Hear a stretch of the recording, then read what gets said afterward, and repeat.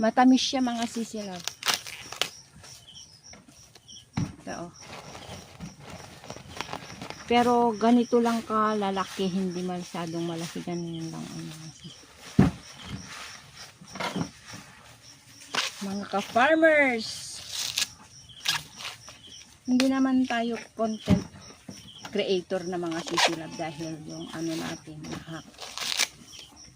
Hindi ko na ipinagpatuloy mga sisilab.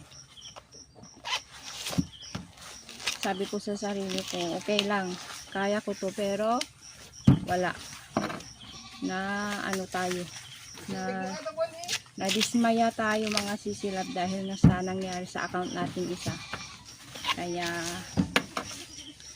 ganito lang, mag video lang tayo para masaya naman tayo kahit papaan. Kahit papaan. Mag-enjoy na lang tayong mag-harvest ng mais na ilalaga natin. Thank you so much for watching, guys.